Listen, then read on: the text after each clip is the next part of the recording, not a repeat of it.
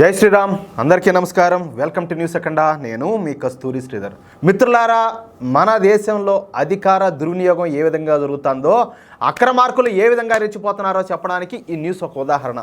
ఓకేనా? డైరెక్ట్గా పాయింట్కి వస్తే, రన్యారావు ఈవిడ కన్నడ సినిమా రంగంలో నటిస్తూ ఉంటుందన్నమాట. ఉండేది కర్ణాటకలోని బెంగళూరులో. ఈమె తండ్రి పేరు వచ్చేసి కె రామచంద్రరావు. ఈయన కర్ణాటక రాష్ట్రంలో డీజీపీగా పనిచేస్తాడు. చూడండి, ఇక ఈ రన్యారావు తన తండ్రి అధికారాన్ని అడ్డం పెట్టుకొని తన తండ్రికి తెలియకుండా బంగారం స్మగ్లింగ్ చేయడం ప్రారంభించింది. అరబ్ దేశాలకు పోయి వచ్చేటప్పుడు తనతో పాటు ఈ బంగారాన్ని అక్రమంగా తీసుకురావడం ఈమె చేస్తున్నటువంటి పని. ఇక ఈమెకు బెంగళూరులోని ఈ కెంపెగౌడ విమానాశ్రయంలో సాయం చేయడానికి కొంతమంది పోలీసులు అయితే సిద్ధంగా ఉంటారంట. ఎందుకంటే డీజీపీ కూతురు అయిపోయా. దీంతో ఈ రన్యారావుకు బంగారాన్ని స్మగ్లింగ్ చేయడం చాలా ఈజీ అయిపోయింది. అయితే ఏమో తరచుగా ఈ అరబ్ దేశాలకు పోవడం, తర్వాత రోజే తిరిగి వస్తూ ఉండడం చూసి డిఆర్ఐ అధికారులకు అనుమానం వచ్చింది. ఇక్కడ డిఆర్ఐ అంటే డైరెక్టరేట్ ఆఫ్ రెవెన్యూ ఇంటెలిజెన్స్ అని అర్థం అనమాట. ఎన్ఫోర్స్మెంట్ డైరెక్టరేట్ వేరు, ఈ డైరెక్టరేట్ ఆఫ్ రెవెన్యూ ఇంటెలిజెన్స్ వేరు.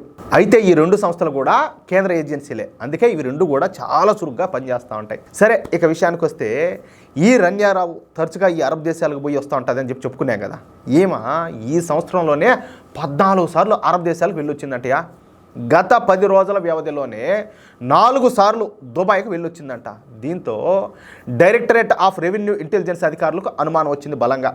అంతే, ఈసారి ఈ రన్యారావు కోసం మాటేశారు. ఇక ఎప్పటిలాగానే ఈ రన్యారావు దుబాయ్ నుంచి విమానంలో బెంగళూరు కెంపగౌడ విమానాశ్రయానికి అయితే చేరుకునేది. ఇక అక్కడ ఉన్నటువంటి పోలీసుల సహాయంతో బయటకు వచ్చి కారు ఎక్కబోతుండగా మన డిఆర్ఐ అధికారులు వచ్చి ఈ రన్యారావును, ఆమెకు సహకరిస్తున్నటువంటి ఈ పోలీసులను ఆన్ ద స్పాట్లో అరెస్ట్ చేసేసారు. ఓకేనా? ఇక ఈ రన్యారావును తనిఖీలు చేస్తే ఆమె ధరించినటువంటి బెల్టులో ఏకంగా 14.2 కిలోల బంగారు బిస్కెట్లు బయటపడినాయంట. ఏందిరా స్వామి ఇది? దీంతో షాక్ అయిపోవడం ఈ డిఆర్ఐ అధికారులు వంతైందనమాట. ఇక వెంటనే అప్రమత్తమైనటువంటి డిఆర్ఐ అధికారులు ఈ రన్యారావు ఇంటికి వెళ్ళి తనిఖీలు చేశారు. ఆమె ఇంట్లో కూడా 2 కోట్ల రూపాయల డబ్బు, మరొక 2 కోట్ల రూపాయలు విలువైనటువంటి బంగారం దొరికిందంట.